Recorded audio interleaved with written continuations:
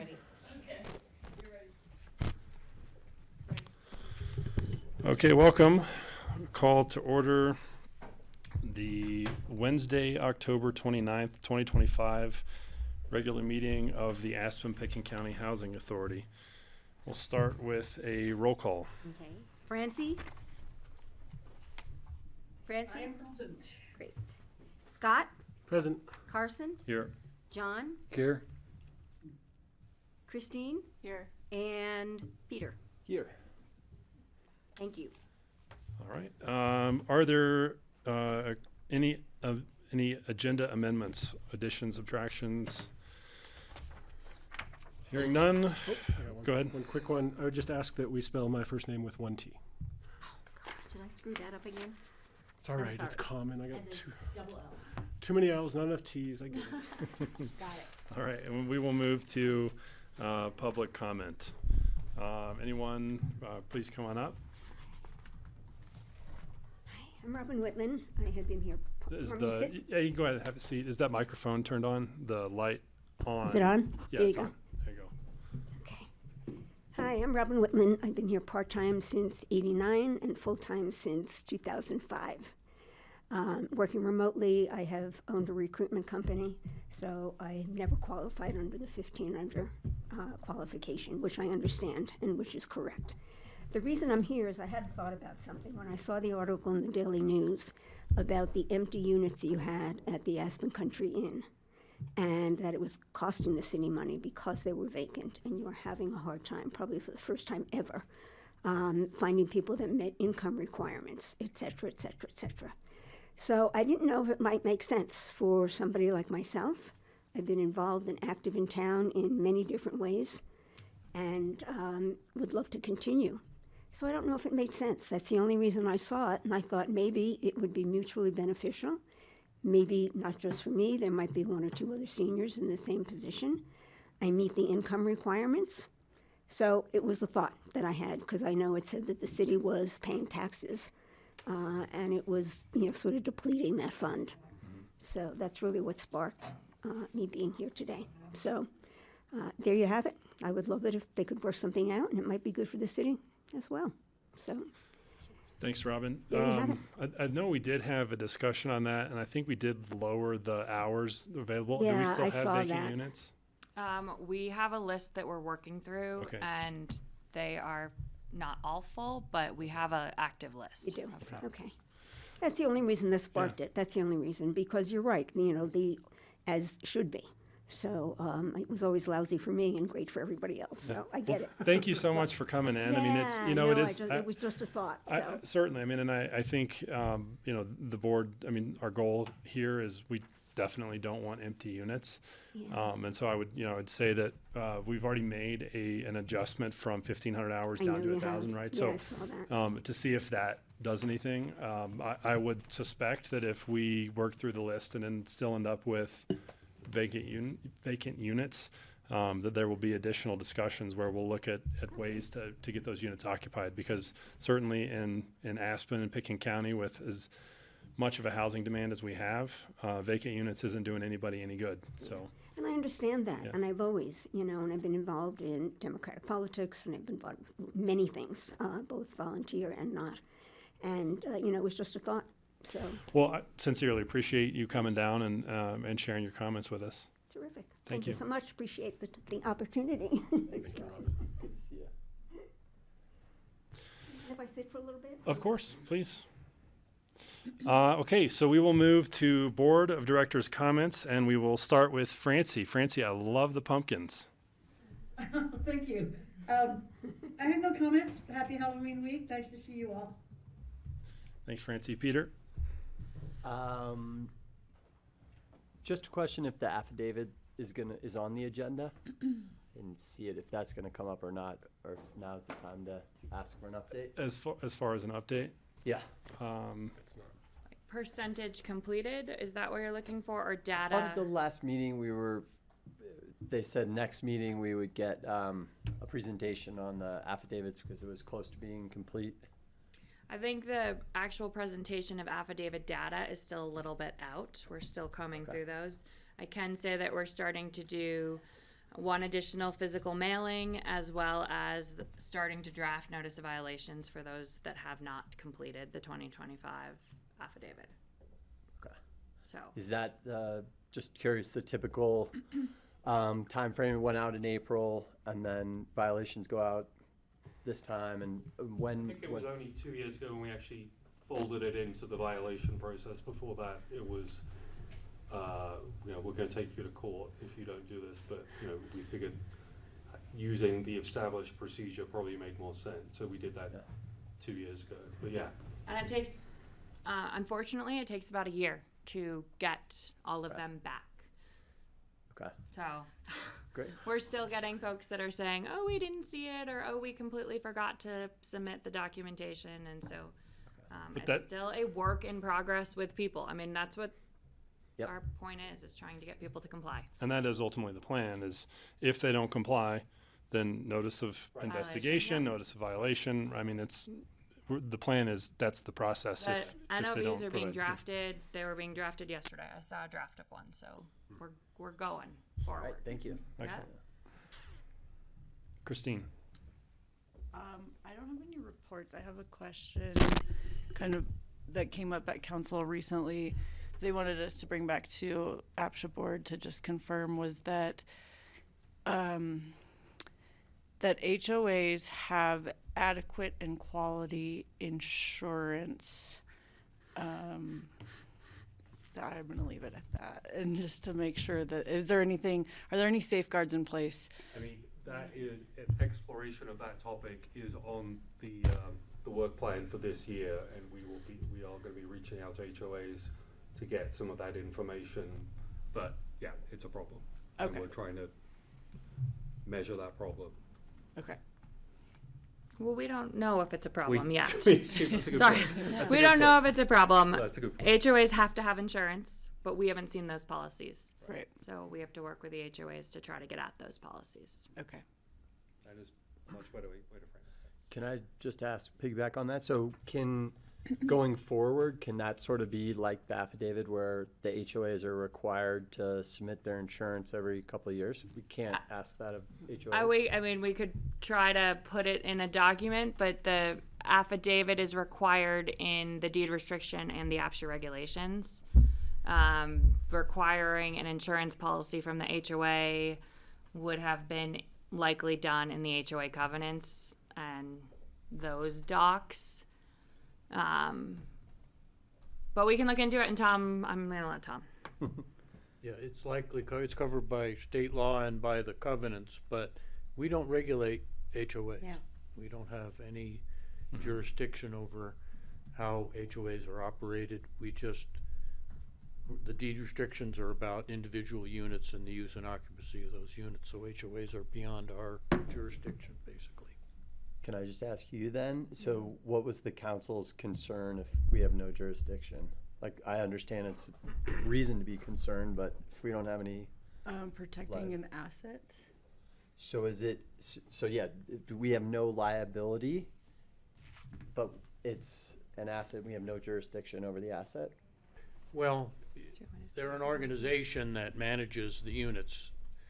So in that sense, they're just a voluntary organization, basically like an LLC or something.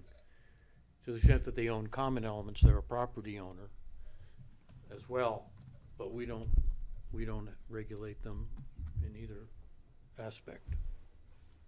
Okay. I mean, it seems like how does everyone else feel? It does seem strange that we support the maintenance of those units and we have no jurisdiction to require that they have insurance? Is that right? I mean, they are responsible for their own maintenance. They have to have insurance. And if anybody goes to sell and they don't have insurance, an owner would not be able to sell. I would be very mad at my HOA if we did not have insurance and I could not sell my home if I was gonna sell it. You wouldn't be able to get Because all financing. lenders ask for that. But- So they have to have insurance. Okay, but there's concern that some, I think they could, insurance, yes. Is there any way to verify the quality of insurance? I would suspect it is underinsured, Right. is the concern. Yes. There might be state law requirements. We should look at that. Because they've been getting more serious about capital reserves, for example, and I would expect that there's probably something in the statute about insurance. We should look at that. Kyle's Right. statute, the, excuse me, the statute that applies to I mean, homeowners associations. we can add this to a future agenda, but I mean, Tom, just, I mean, sort of briefly, I mean, if a property was underinsured and there was a total loss, I mean, that's not a great scenario, I would You assume. talk about a If it was an affordable housing, project deed or restricted an project, individual unit, or and a both. project burned down, We don't have anything, we don't get anything, okay? right? We don't, APCHA's not a co-insured, because our interest is not an interest in the physical plant, right? Our interest is in who owns and occupies those units, so we wouldn't, it would just, there'd still be a deed restriction out there, and it would apply when the project's rebuilt. But in the meantime, we don't have anything to. Could they petition the court to lift that deed restriction if there wasn't sufficient funds to rebuild? I guess you'd have to look at the situation at the time, but it's, you know, the deed restriction is just, think of it as an easement, okay? It's an interest in the property that is other than an ownership interest, and it doesn't go away if the property burns down or, you know, anything else. Yeah. So someone, they could ask, I suppose, if they wanted to do something else with the property. Mhm. But they've also got a development approval with that, like, you know, if it's an affordable housing project or has an affordable housing component, that's part of the development approval, and that doesn't go away either. Yeah. So to reframe it, it seems like our asset is the deed restriction, not the property. Correct. This just brings to mind that we might have a specific case that we're learning from right now. Paul Finger's place at W/J burned to the ground, total loss of everything. That's an APCHA unit, is it, Yes, it is. right? So I'd be interested to know what the insurance, how He that has all- not contacted us as far as I know.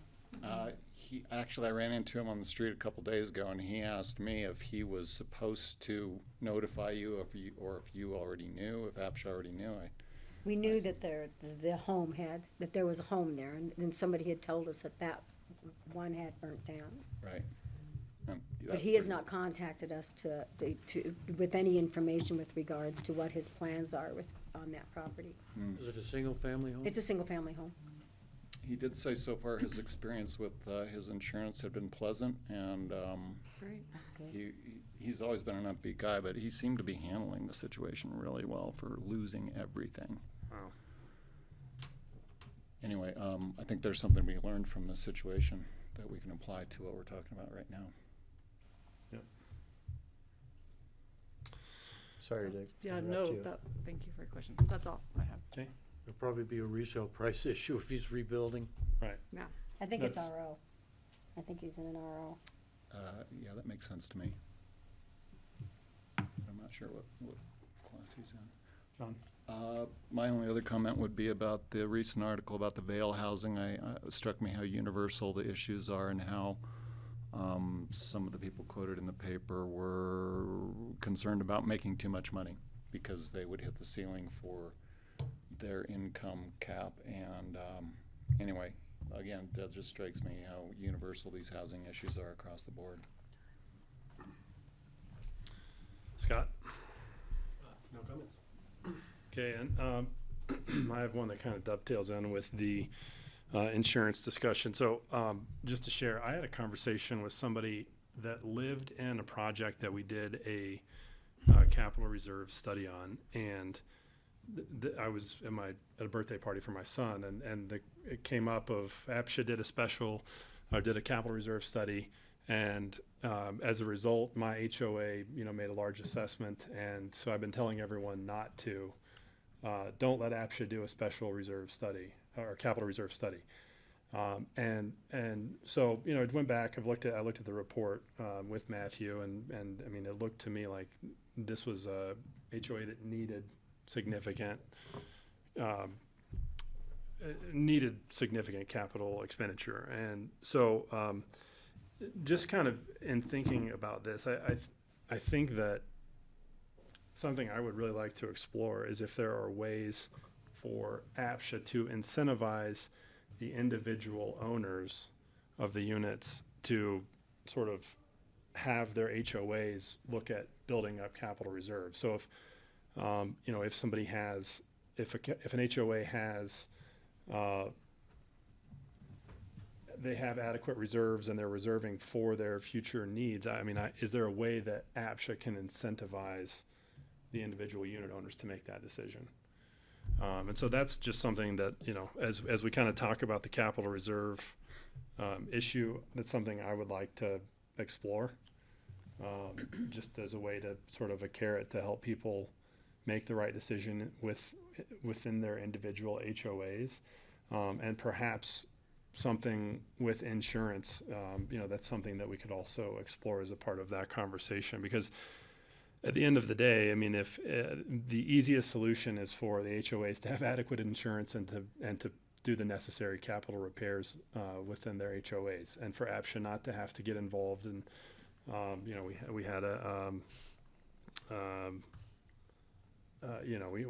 there was a property recently where there was a real estate purchase, right? So just to sort of avoid that and incentivize people to do the right things, is just something that I would like to explore, and I certainly think the insurance could be a part of that discussion. So that's all of my comments. Matthew. Good afternoon, everyone. Matthew Gillen, Executive Director. Just a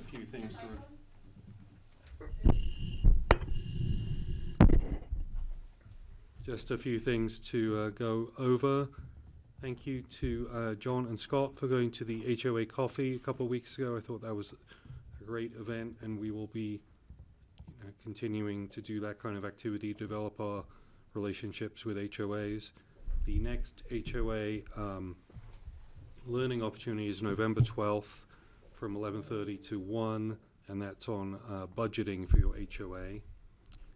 The newsletter is about to go out. That's getting translated.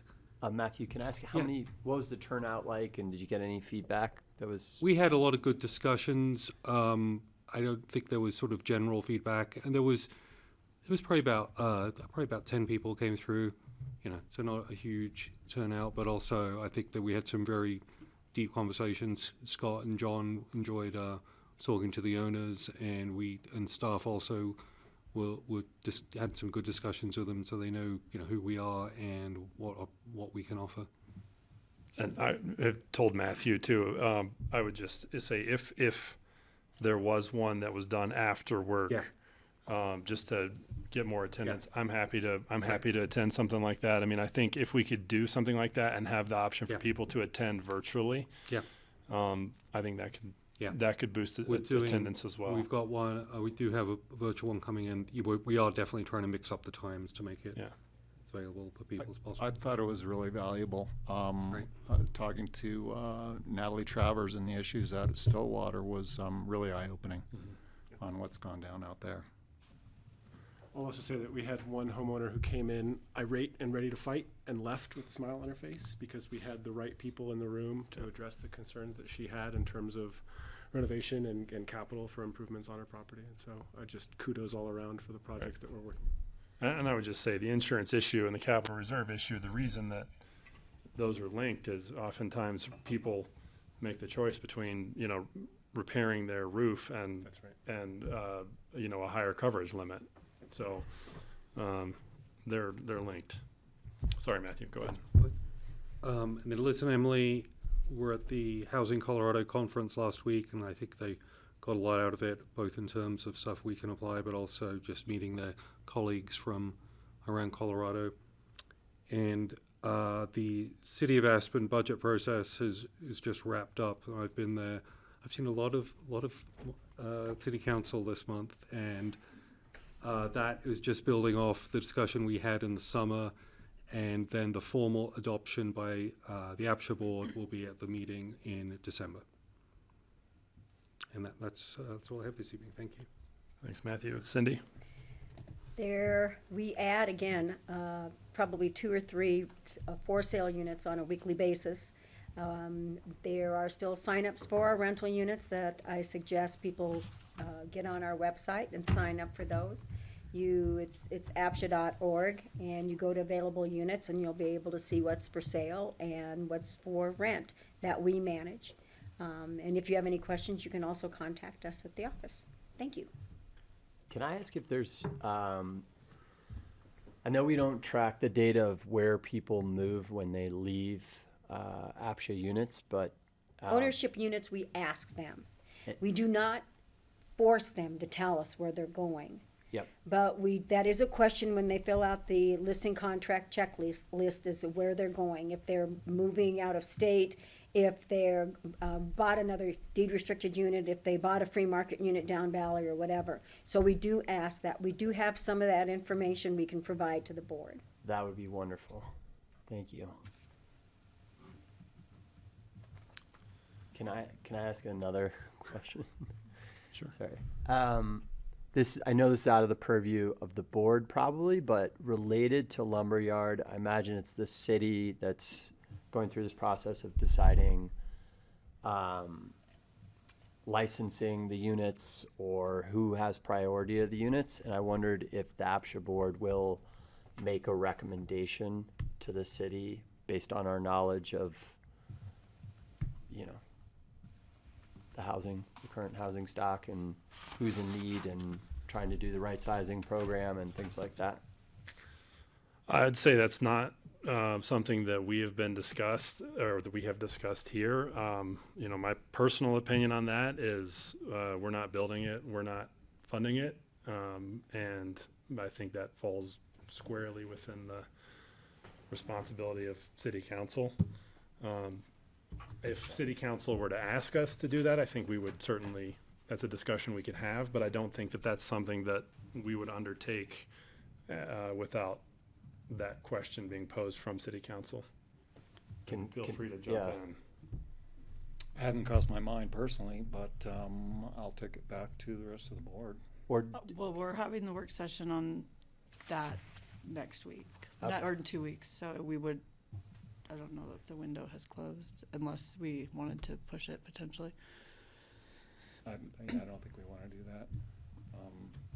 I think that meeting will probably answer a lot of the questions right there. yeah, great. Thanks. Okay. All right. We have one item on the consent calendar, minutes of October 1st, regular meeting. We have one already proposed amendment with the correct spelling of Scott's name. Is there a motion to approve with that amendment? So moved. I got a motion from John, second from Scott. Any further discussion? None. Okay, it's a roll call vote. Okay. Francie? Aye. Scott? Yes. Carson? Yes. John? Yes. And Peter? Yes. Okay, next item on the agenda, incentivized right-sizing, moving assistants, Emily and Liz.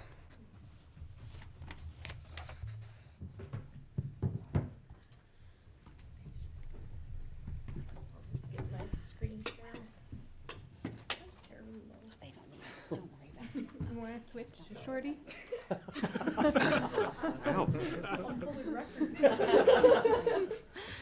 Left-hand side. Forever and ever. Make sure that makes the minutes. Are you putting something up? Yeah, I just sent a request to you.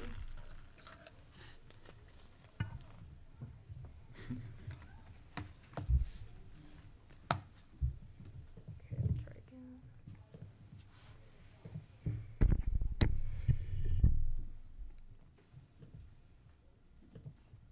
Almost there.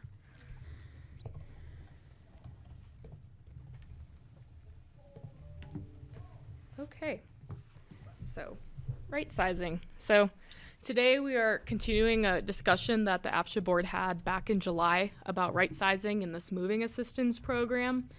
And just as a reminder, the moving assistance program was an idea that was originated from City Council and came to the APCHA board is, what do you think about this? Is this something we should do? Would it have an impact? Where do we want to go with it?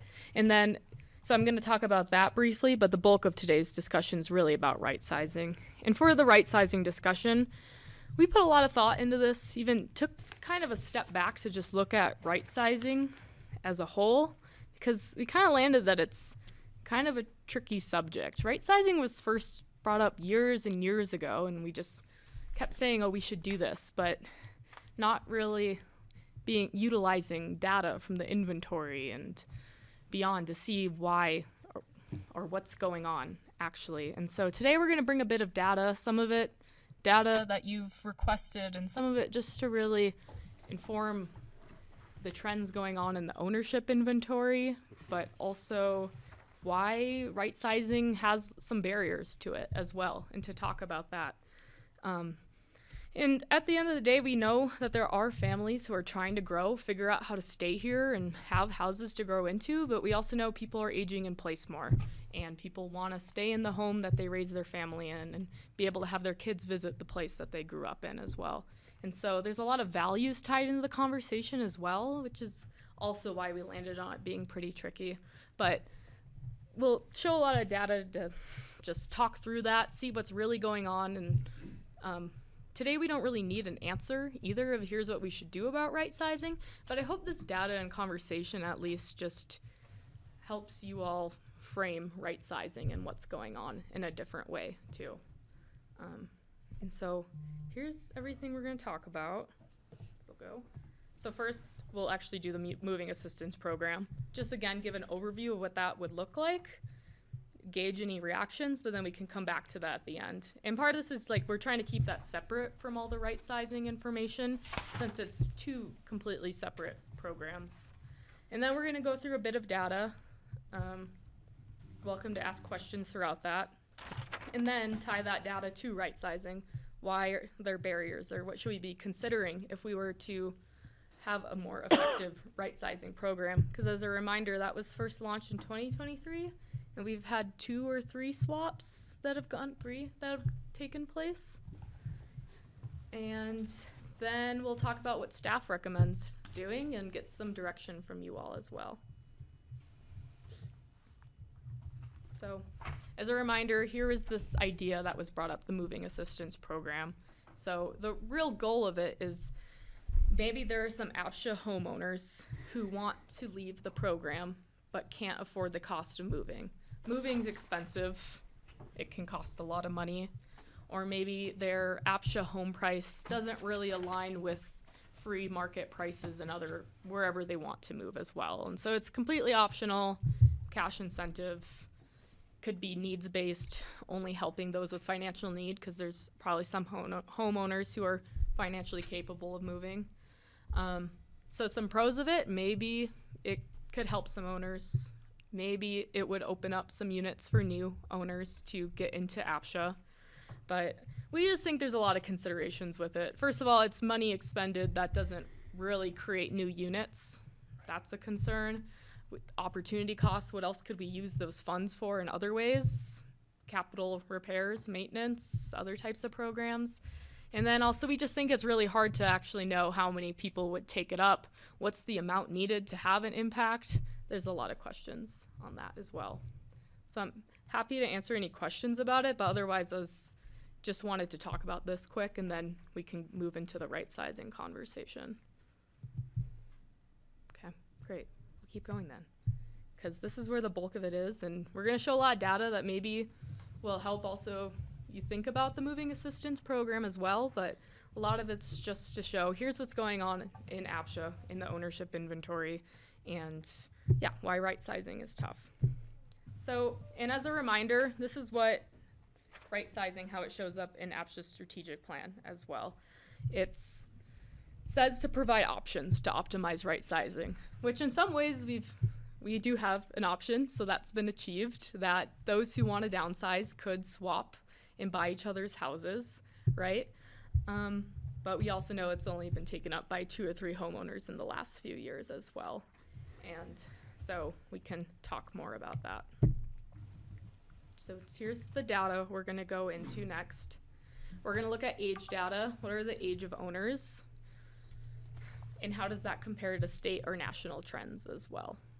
And then we are going to talk about retirement using affidavit data, and then also trying to get some information on turnover and reason for moving. And then we'll talk about spare bedrooms, and then how many bids we see by number of bedrooms in APCHA as well. And I just want to give a disclaimer for all the data. A lot of it's really interesting data, and so I'm excited to talk about it. And also, HomeTrack's not perfect. We've only been using it still since 2021, and it really is a qualifications tool tracking deed restrictions, which is limiting in itself. Like we don't have any metric to say, here's the natural rate of turnover we see in APCHA.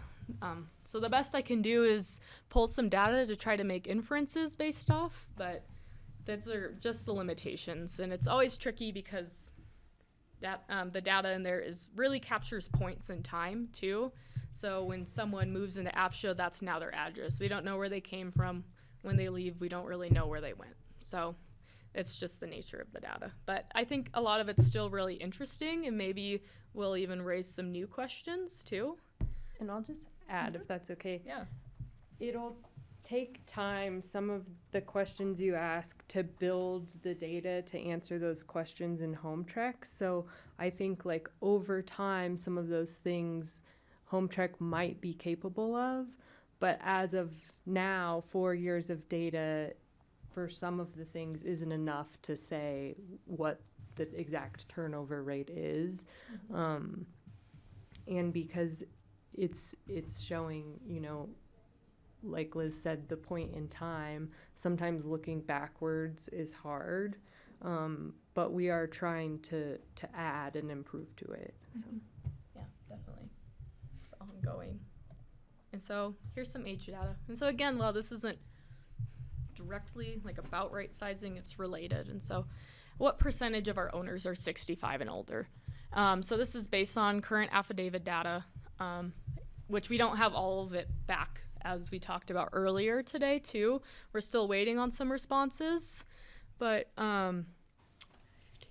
so we had around 27% so far as 65 and older. And it's a fairly normal distribution with a median owner age of being 55. And we're seeing that average APCHA winner around 42 with an average work history of 15.8. And so part of the reason why we're showing this, and we're going to get to in a couple slides too as we build on this, is like you can read this graph and say 10 years from now, all of these people are going to be right here, and there's not going to be any units for younger people to buy into, but it's not actually what we think we're seeing happen in the inventory. There is a natural rate where people exit. Don't know exactly what that is yet, but it's not this linear trend of everyone going up, up, up either. Can I just ask, none of the data will include renters? This is all ownership.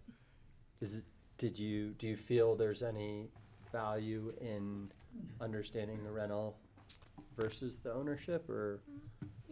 I think not for the conversation that we're having right now in Right. regards to right sizing. Okay.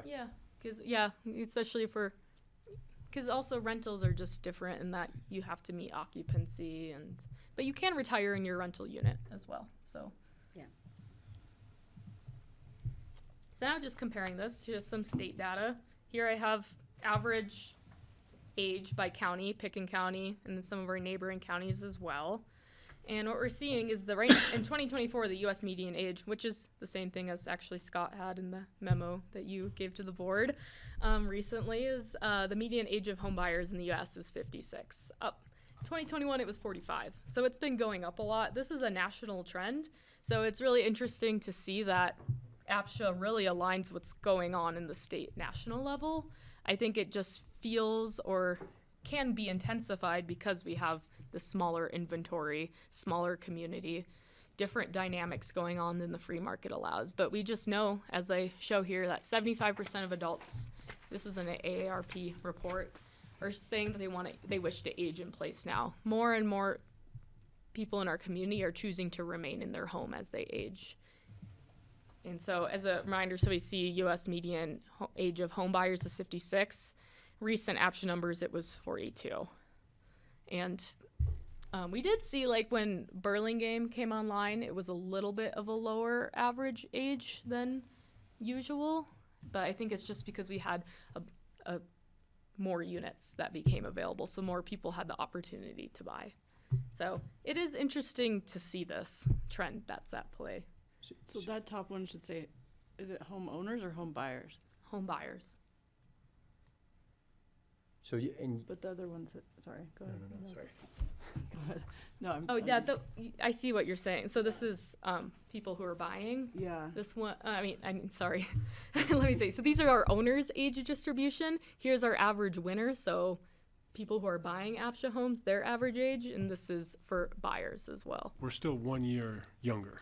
Yes. Based on the same metric, 55 and 56. And you said that people in Pitkin County are choosing to age in place more. Is there? This is a national.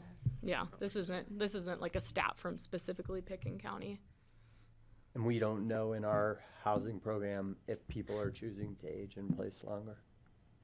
I wouldn't say we have a data point for that. Okay. But Pitkin County, I know, has discussed this a bit. Not sure if they can speak to this at all, but just I think that they have had some policies that voice support for aging in place. So maybe we are just seeing it more, people who want to stay in their homes.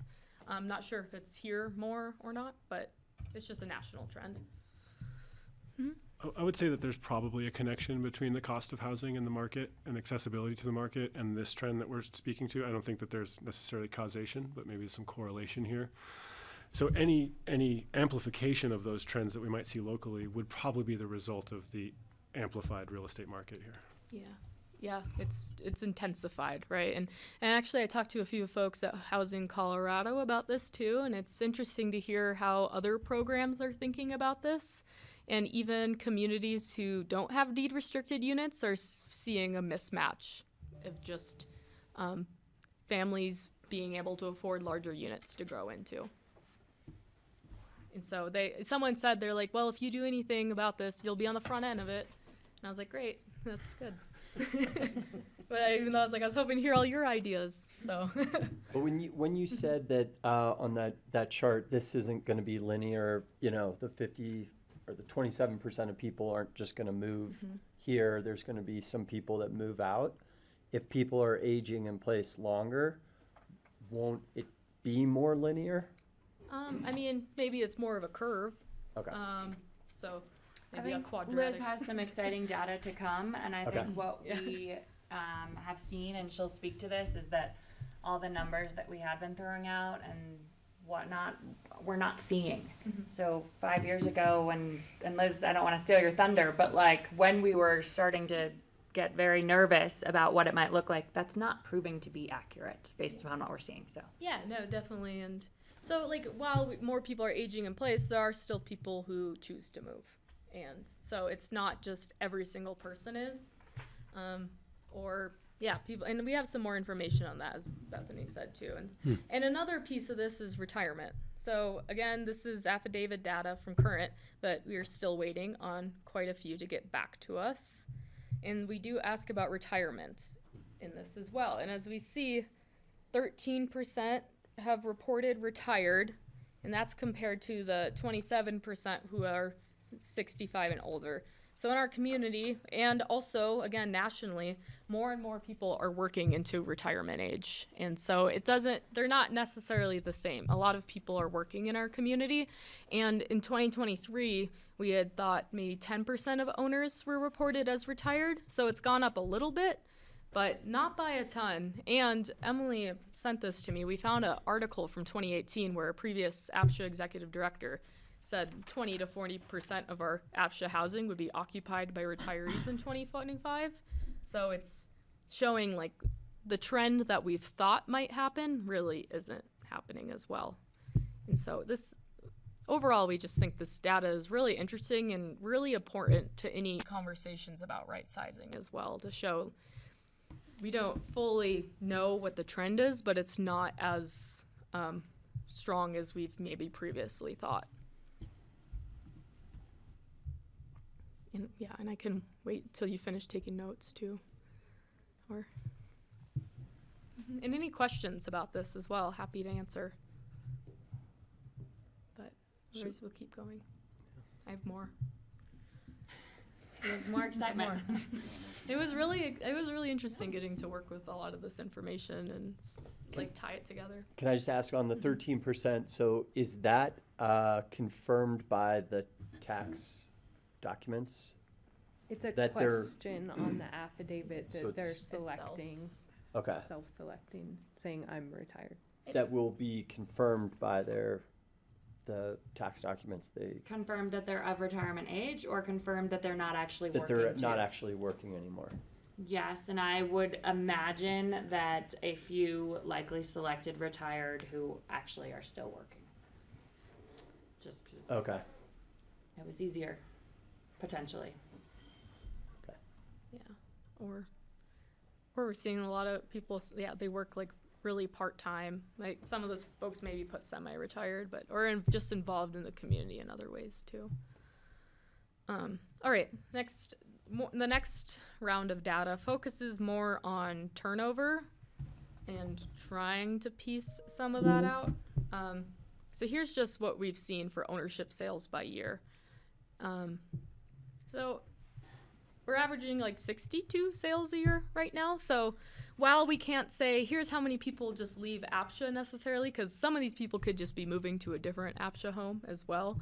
But we do know there's a natural, like every year there's a given amount that comes up. And a lot of the big spikes are because units were added to the inventory in that year. It wasn't like in 2001, 146 people chose to move.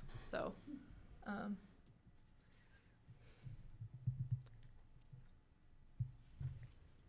then next I'm going to talk about some of our, yeah, Scott? Is there a slight downtrend to this, or is that flat? Have you done the average? I guess we could try to like put a line on it, or. Looks pretty flat. Yeah, I would say so. With the spikes, I think it seems like it's a pretty, like, yeah, maybe we could have run some tests to see how. I think it's a pretty consistent. In the 50s, 60s, yeah. Unless we have those new products, yeah. Which is good news. Yeah. Consistency is great. Yeah, so so maybe that starts to make us think that there is just a regular rate that people choose to move out at. And that's where it gets into people do choose to leave the APCHA inventory for many reasons. I guess first one's not choice, but so sorry, but so this is, as we talked about earlier, this is an optional field that sellers can fill out and give to Pam. So this is 208 managed sales in home track. So again, that's only since 2021. And we only had 54 that had data on why they're choosing to sell it. And so I sorted through it a bit and tried to group it into categories. And so as we're seeing, though, people do sell their APCHA home, and a lot of these people are leaving the APCHA inventory as well, and it's for a variety of reasons. So we do have homeowners who listed that they were moving to senior housing in Arizona or moving to Florida, or a lot of them who said they wanted to move to the Front Range or Grand Junction because it was either more affordable or closer to where their kids live. So it's hard to tie this just because of the lack of data to, again, like any rate of turnover, but this is something that's being collected more and more, I believe. Yeah. But also at the end of the day, it's optional. Some homeowners choose not to or have personal reasons why they choose to move. But there's a variety of reasons why. And some of the moving for job, that was usually they got a remote job or got a job elsewhere, and we're like, I don't qualify anymore. So we don't have anything to compare this against, like other communities or anything to know whether we have too many people moving, a brain drain, or people feeling stressed, or we don't have enough people moving. Like that's just sort of. I mean, I could ask other housing authorities how many sales they manage a year, probably, but we're definitely the biggest program by far. So there's no real comparable. Correct. It'd be tough. Yeah, I haven't seen any other housing authority collect similar data. Doesn't mean it's not out there, but. Yeah. Do we have any goal to come up with what we think is healthy or not? Like, I don't think we can manage the program to that extent, and or look for outcomes based on how many people we want to move. it's just, we hear in the community all the time, anecdotally, people saying like, retirees are a problem, it's backing up, nobody's moving. I mean, that's what we're trying to look at now. Yeah, we're trying to dispel that now with using the data. I would push back and say, I don't hear that in the community. And the data that we're looking at now shows a standard distribution curve that actually leans the other direction. So that's what I'm wondering. This is healthy by what we're looking at. That's the conclusion we're arriving at. Yeah, I mean, you'd obviously need to include demographic data here and look at kind of what's happening in the future of our community. But I guess the question that you're asking is, what does a healthy community look like? And that's a really subjective case. And I think what the executive director is speaking to is that it's a little bit beyond our purview to be societal manipulators to that extent. I lived in China for 10 years. I know what that looks like, and I wouldn't recommend it or support it. Mm-hmm. Yeah, I think it's hard to put a standard of what a healthy turnover would be, but we could use down the road when we have more of it. Reason for move out, like in the future though, if we're seeing like a lot of people who are leaving for, let's say, unaffordable, that's pretty valuable data too, to know there's something going on. Or if we're able to just show how many people are choosing to move somewhere warmer or to another house or in with their family, then maybe there's some more information we can get out of that too. Right now it is difficult just with the amount, but it was really interesting though to just go through it and show like, some people do choose to leave Aspen and leave their APCHA house because it just makes more sense for where they're at in life now. Yeah, so next is spare bedrooms. More information we got from the affidavit. So we just looked at this and people are asked, how many bedrooms do you have? And they're asked how many people live in your unit. And so we calculated out around 288 spare bedrooms. And I say that in quotes too because there's probably some people who have a 2-bedroom and it's a couple, so they are in one room and have an empty room or things like that. Like it's not going to be perfect. And last time we did this in 2021, we had actually estimated like 509. So it's just interesting, and I think it shows how dynamic households are. This is a really just dynamic number. Households are constantly changing. And then this kind of just gets into like, is it really a problem if someone has a spare bedroom too, is part of this. And in previous conversations, we've talked about how seems like for rightsizing, the goal would be more households that have those 3 spare bedrooms, 4 spare bedrooms, maybe 2, just because it is more of a net gain for the program. But as we looked at this here, like there's not actually that many opportunities. And some of these units, even like the 4 spare bedroom, it's got a deed restriction that doesn't really work well for any type of rightsizing. They have a lot more control over whether or not who buys their house and those types of things. Or when we looked into a couple of these too, we're just like, this is a massive category mismatch. This household, there's no way they'd be able to afford this household with 3 spare bedrooms. So this did help to kind of inform, like, just because this person has 3 spare bedrooms and this household needs 3 of those doesn't necessarily make them a good match to swap. And we just know, and we'll talk about this a little bit more later too, is when you've owned your house for however long and raised your family in it or been a part of this community for decades, you're probably less likely to want to move into the condo and with one bedroom. It's just when you have made it in it, it just makes sense. Some people don't feel that way too, but are you seeing this kind of distribution that I'm seeing with the data? That it's also a standard distribution? Yeah, standard distribution. There you go. I like it. So that's what we're seeing with the spare bedroom data. And it was interesting to see how much that number also decreased. Okay. The next thing I wanted to talk about, and this is my last data slide, so then we'll be wrapped up with this, was we just looked at the average number of bids we were receiving by bedroom in home track. And the key takeaway here is that we have great demand for all housing of all sizes. The 5-bedroom, it's probably because those are like a few units that are expensive and less people could afford, so that's why there's probably less. But so that's the takeaway here. And what this gets into also, and we'll talk about right-sizing considerations, is there's always with any policy going to be, I'll put it like winners and losers. Whoever moves into that small, like the downsizer, that's a winner for them, but then all the people who bid on that 1 bedroom are the losers in that scenario and are trying to get into APCHA. So it's just consideration. All right, that's it for my data. Is there anything else we want to talk about in terms of the data we discussed? Otherwise, we're going to move into just here's some right-sizing barriers and considerations.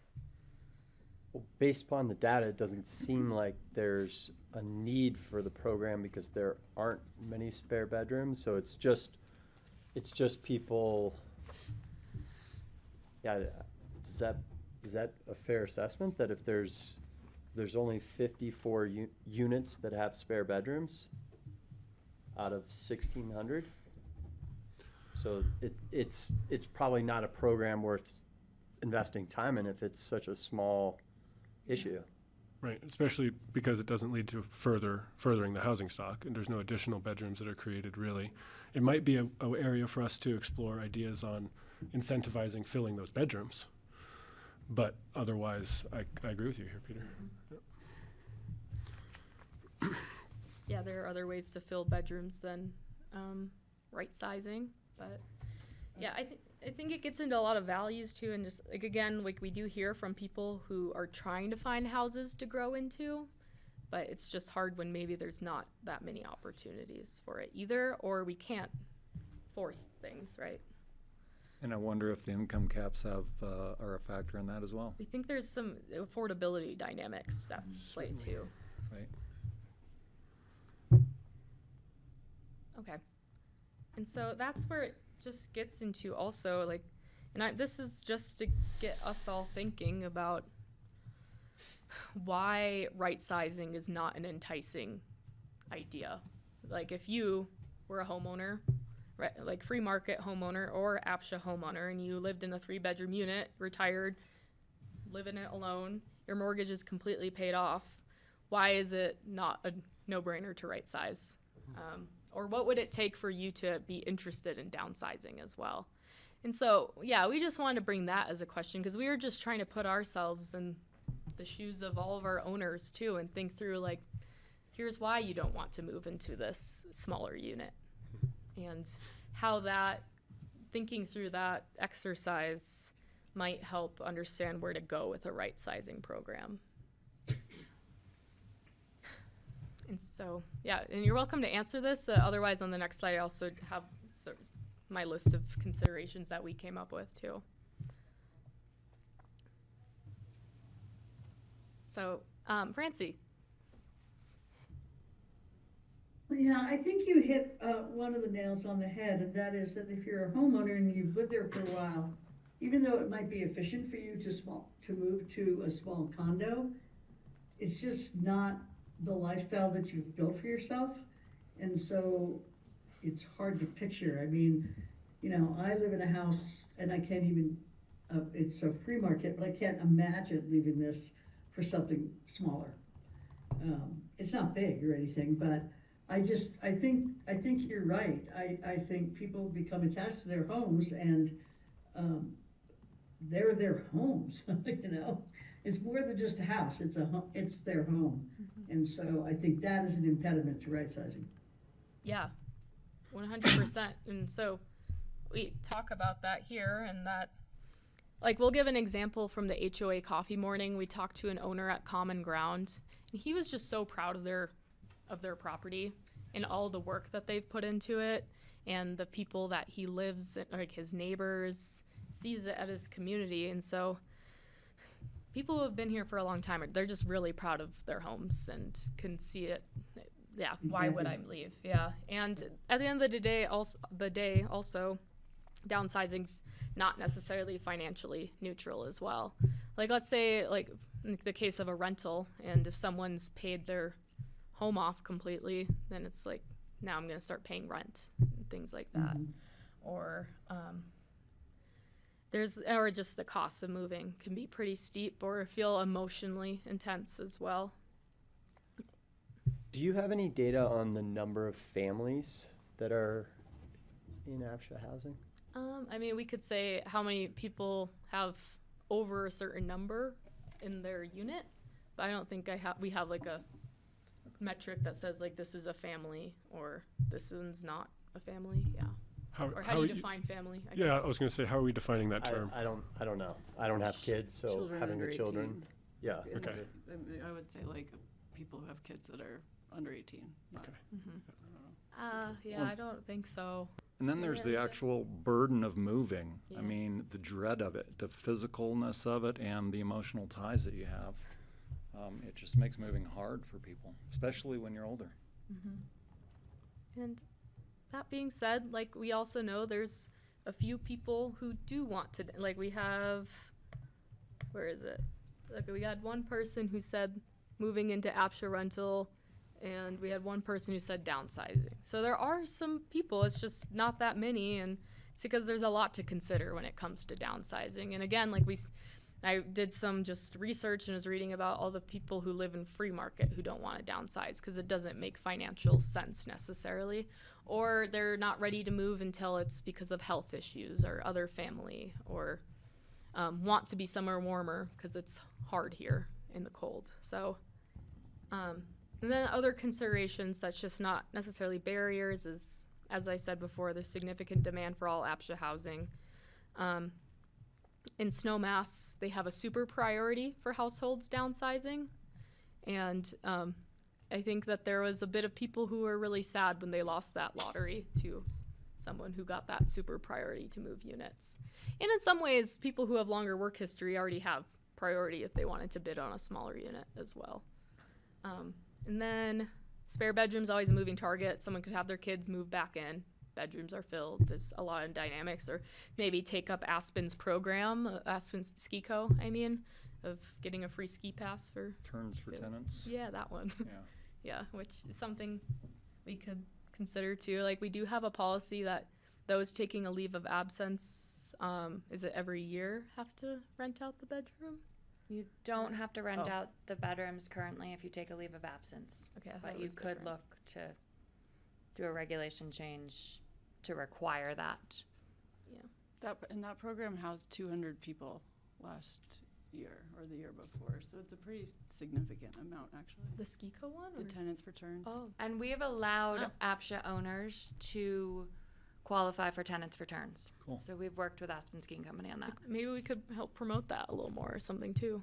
Well, if we have only 288 spare bedrooms and there's 200 people in that program, it seems like we have almost 100% use of those spare bedrooms. Well, that's for more than APCHA. It could be free market. Yeah. Oh, okay. Free market. Okay. Thanks. Yeah, That because would be a nice people alignment, across the but- valley, Yeah. everyone wants a free ski pass. And then lastly, just considering all of our competing priorities, the work we're doing on HOA capital reserves,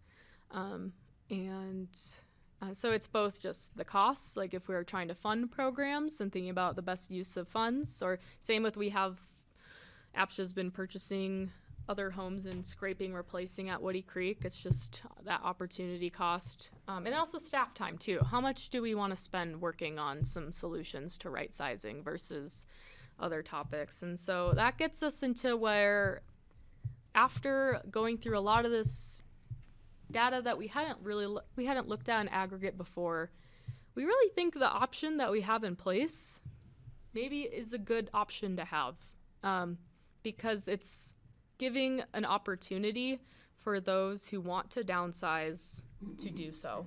Maybe there's some other ways we could field ideas for how to enhance it or make it work in a different way. And we also were talking about how we could start promoting it more, like have a good Rightsizing webpage on the new APCHA website that's been worked on. Yeah, and again, we're open to other ideas, or if we do want to think about these other ways to fill bedrooms as well, or look into that priority, like Snowmass does too. And at the end of the day, we're spending a lot of time on HOA capital reserves, and that's a good use of time too. And then it was interesting how affordability tied into this discussion as well. And we are right now starting to update that scope of work for the affordability study and get that underway. So that's it for all of our slides and our input. Happy to answer any questions, hear feedback, and also overall just get where the board wants to go with this next. Can you share this with us? Yeah, I could share my slides. Thank you. Yeah, I can send that. Could somebody remind me, for Burlingame 3, there were a few units that were set aside for downsizing, correct? Correct. How many were set aside and how many were taken? One, I believe, was taken, and I think Five were were set aside. Yeah. 20%. Well, then that may have been, I think the data point had one downsize. Yeah. Right, and then that may have been. Oh, maybe that was, yeah. Maybe that was it. Yeah, it was not taken advantage of. I think my personal opinion is I think the pilot program, keep it, and if city council wanted to consider doing something again on lumberyard, I think that would be great. But I agree with focusing on capital reserves improvements, and I would add insurance to that because I think it's tied into that conversation. We also don't really have a capital reserves problem, right? So I think there are some HOAs where you do have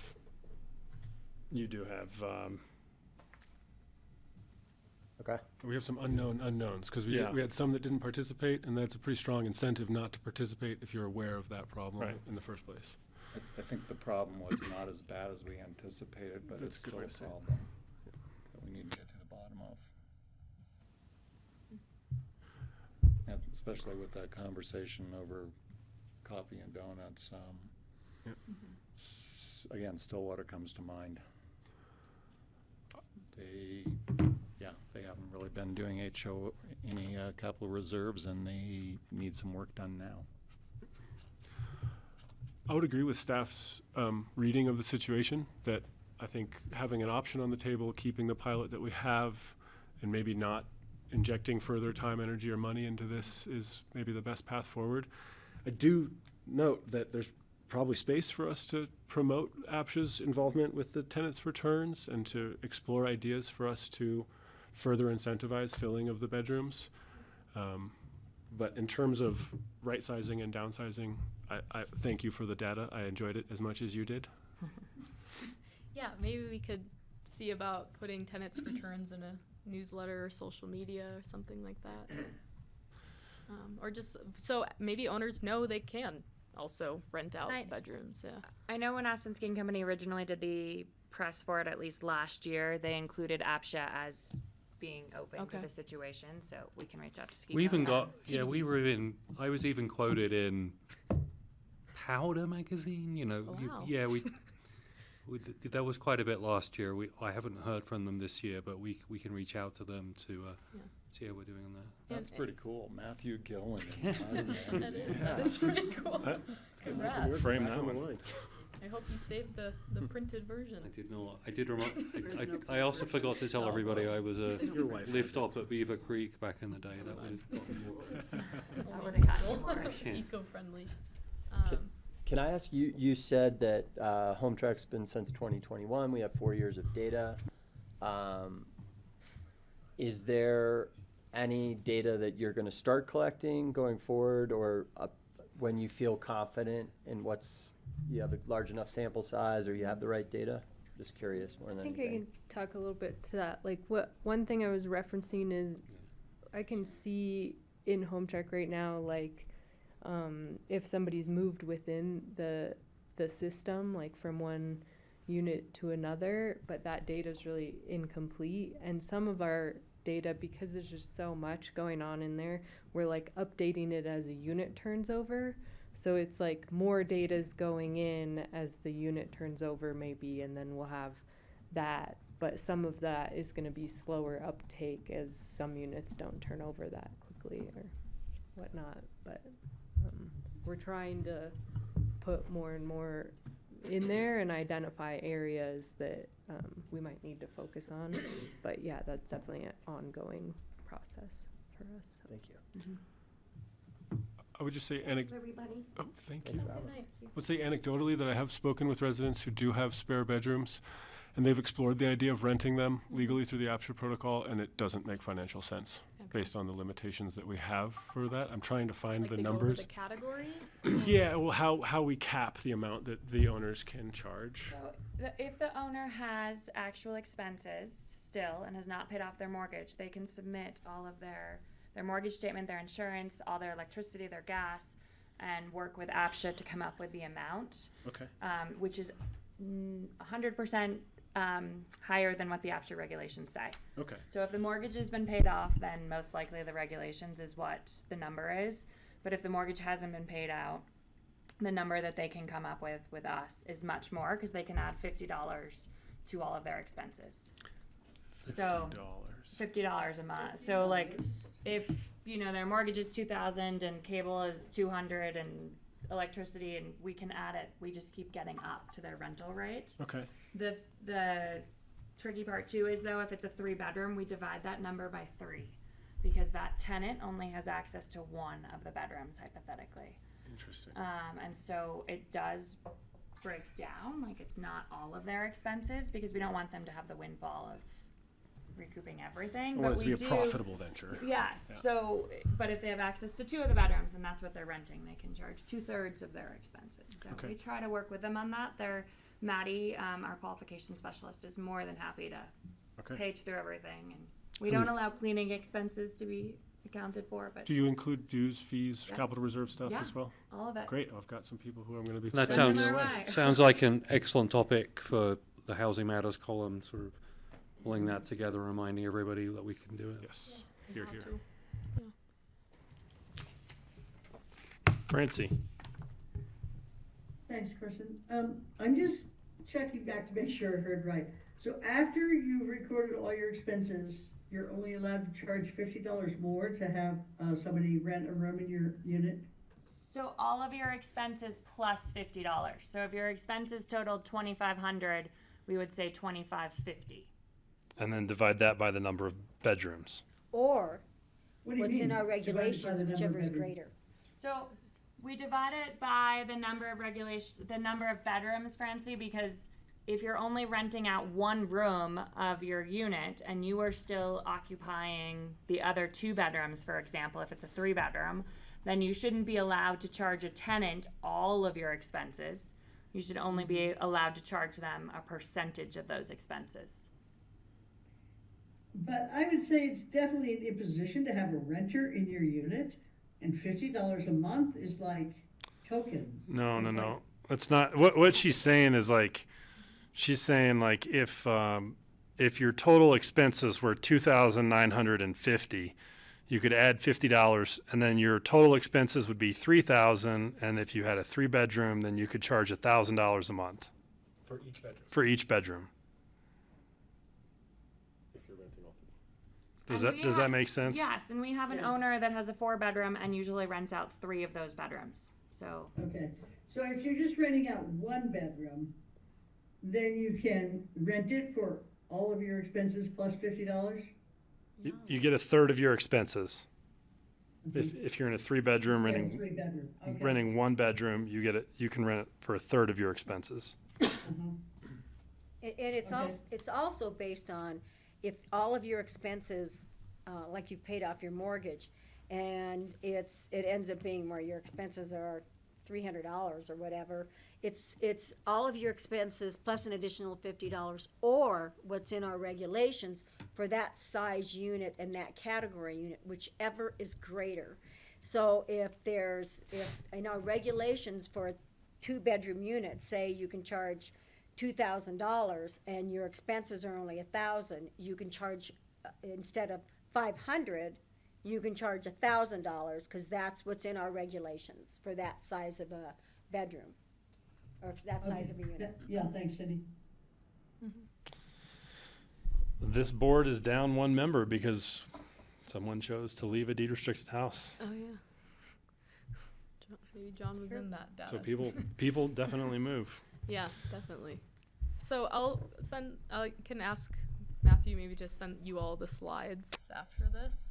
But for now, we will keep maintaining this current program, maybe look at how we can do another push and keep promoting it, and look at the new website being developed and see if maybe there's a good section on here's how to right size, here's how to rent bedrooms, and go from there. But happy to hear any other feedback as we go too. I don't know if the papers are going to pick it up, but I feel like the capital reserves issue was a big concern in the community, and the number of vacant bedrooms, and both seem to be a lot of misinformation, or people get carried away thinking there's a problem that doesn't exist. So I think it'd be great to release the information that supports the fact that it's not an issue. Put the community at ease and to set the record straight. 288 bedrooms is still a But it was decent expected amount to when be we're building that many. 509. Yeah. I agree. Yeah. I mean, what is that as a percent? Like, do you think 288 is an addressable, like an area that needs to be addressed? I don't know. I mean, I think it's a snapshot in time. I think if we polled a week later, it might have looked different. I think people come and go from college or are returning to their home. I think we can try to address it with some tenants going into some of these units, but I do think it's a snapshot in time. Yeah. But it's really only 54 units, right, that have spare bedrooms. There's 288 spare bedrooms, but there's 54 units out of 1,650. Seems like a really low percentage. Yeah, 54 with 2+ spare bedrooms. Yep. And then, and then there's 168 that have 1 spare bedroom. Which speaks to the right sizing of 54 families that would want An extra homes. bedroom. Yeah, or Yeah. those units, to get those people to cycle through. Yeah. Yeah, I'm not trying to pry for anything. I'm just like trying to feel whether this is an issue or not an issue that's worth spending time on, and it's unclear to me. It seems like it's just the data point that you said. It was anticipated to be 509 spare bedrooms by 2025, and it's really 288. Seems like the number didn't grow to 509, and it's either stable or not terribly significant if it's only 54 units.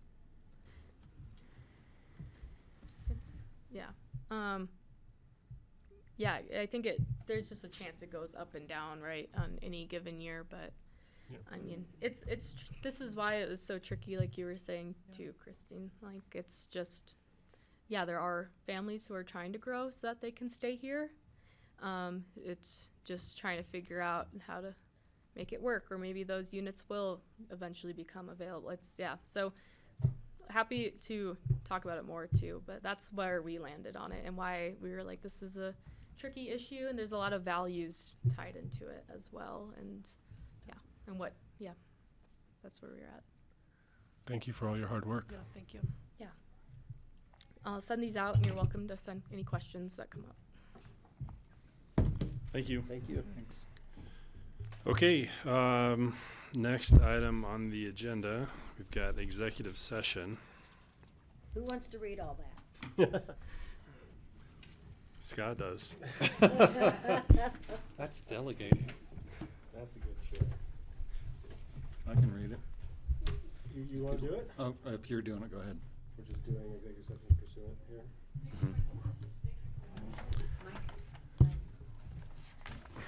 Pursuant to CRS 24-6-4024B, for a conference with APCHA's attorney for the purpose of receiving legal advice on specific legal questions regarding the following compliance cases.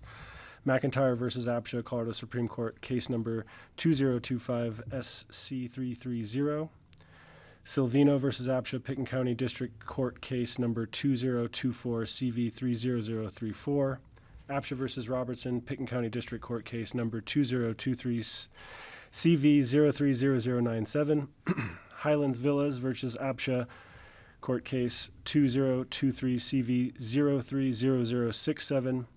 Singer versus APCHA, court case number 2023 CV030108.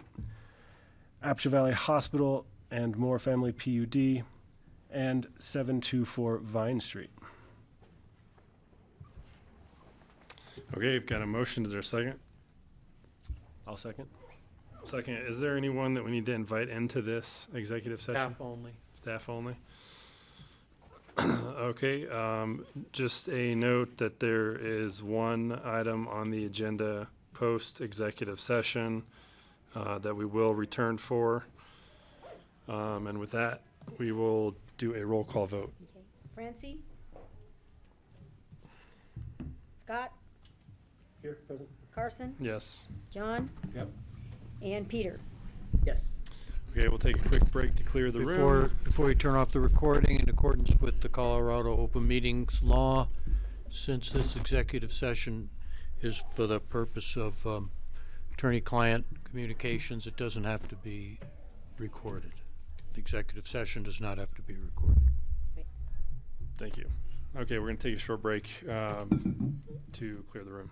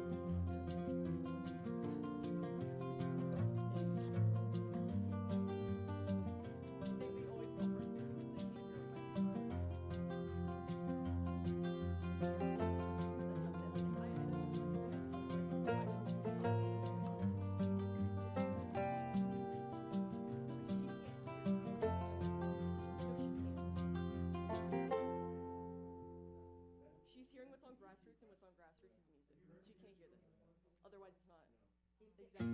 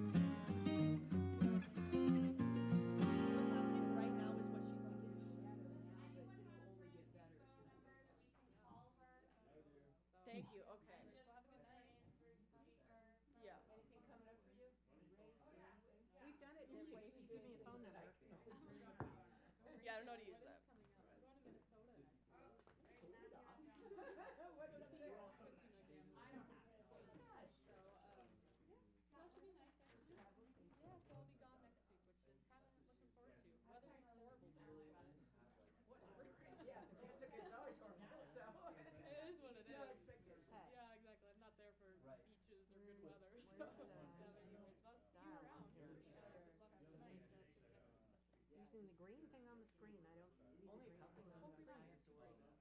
The other one's pretty. There we go.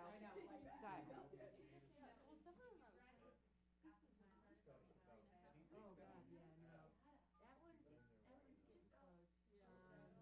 This one, I have no idea. This one's. There we go. They went to turn it up. And then this thing. She's not gonna know who in the heck it is. Yeah, but she might pick up. The older generation typically picks up a phone call.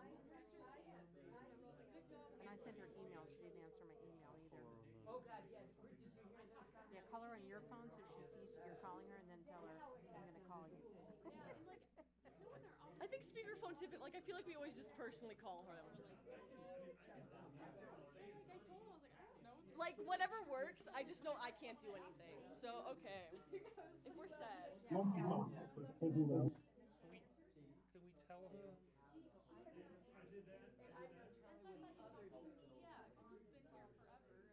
I know. Okay, shh.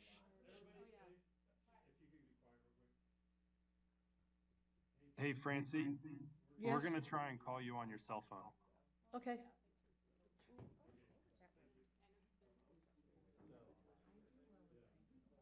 Is that you, 0530?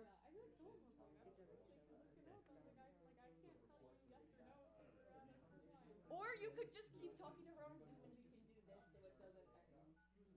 I don't know if that'll work actually. I respect everything I said. That's what I thought. He was like, well, I think you should know. And I was like, turn my volume up. No, and I told him, I was like, you can submit it to client complaint if you want. Well, I told the applicant. I'm here. Hey, Francie, it's Matthew. Okay, great. Thanks, Matthew. Okay, great. Hey, we're. All right, we're all set.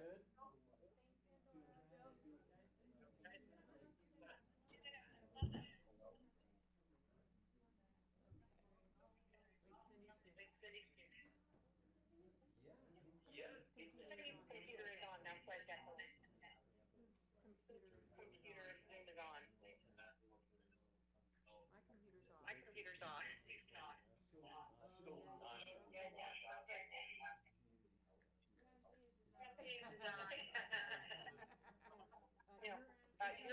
You're fine, so I'm going to turn this down. Scott, that's a low. Scott, that's a low actually. Francie, can you? I can hear her. I can hear. I can hear you just fine, but if more than one person is talking, it's just, you know.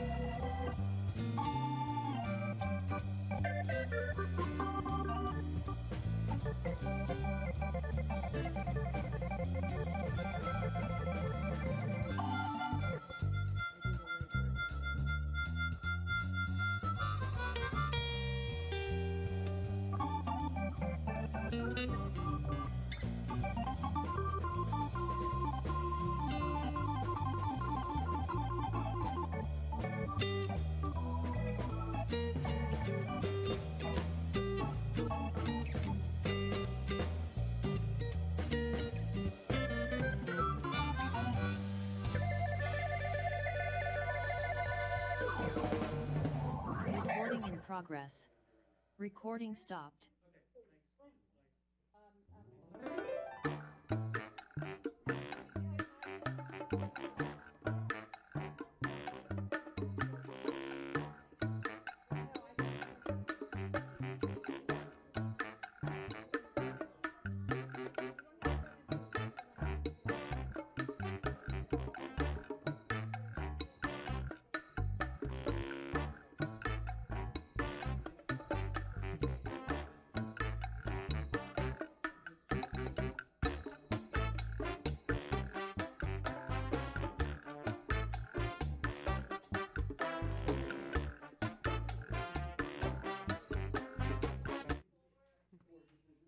Recording in progress.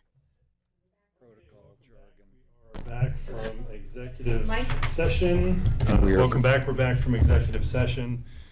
We have one remaining item on our agenda, and that is the action item regarding approval of APCHA resolution number 6. Is there a motion? So moved. Motion from John.